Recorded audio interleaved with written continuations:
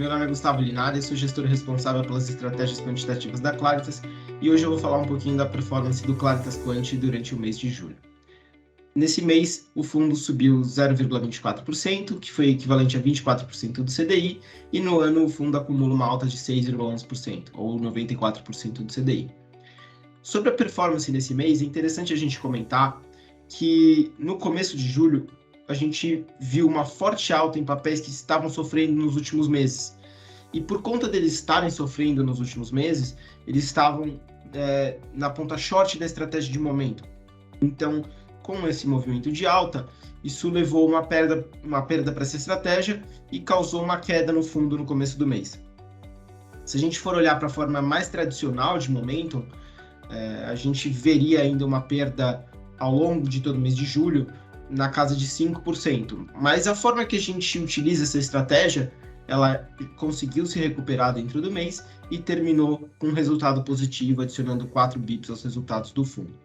Esse foi um movimento que até foi bastante noticiado, em alguns momentos chamados de anti-momentum ou momentum crash, o que a gente acabou sentindo também dentro do fundo. Mas como essa estratégia acabou se recuperando dentro do mês, então a gente acaba que o maior impacto na performance do fundo veio da estratégia de tendência. Para essa, a gente entende que o que aconteceu foi que nos últimos meses a gente viu uma má performance da bolsa e aí com isso a estratégia de tendência se posicionou de forma mais vendida. Ela tinha começado o mês de julho com uma posição net short na casa de 8%. Então, com a alta dos mercados ao longo de julho, a gente acabou vendo essa estratégia sofrendo. Para referência aqui, o Ibovespa subiu 4,7% ao longo de julho.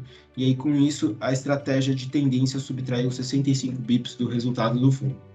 Na ponta positiva, o maior destaque ficou para a estratégia de valor, que terminou o mês adicionando 30 bips nos nossos resultados. No ano, o momentum ainda é o fator de melhor performance, adicional 1,98 para o resultado do fundo, e valor ainda é o destaque negativo, subtraindo 0,87 dos resultados.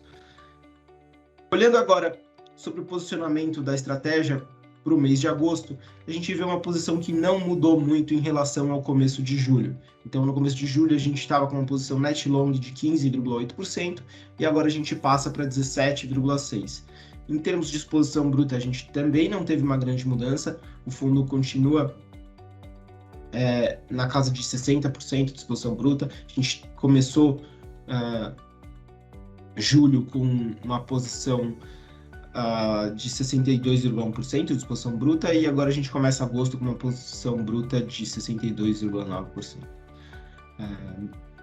Sobre esse posicionamento, o mais interessante é a gente destacar que a estratégia de tendência, que como eu comentei com vocês, tinha começado julho com uma posição bastante vendida, de 8%, agora ela se tornou bem mais moderada, ela está com uma posição vendida na casa de 1%, e aí essa mudança foi parcialmente compensada pela redução do net long que a gente via nas demais estratégias.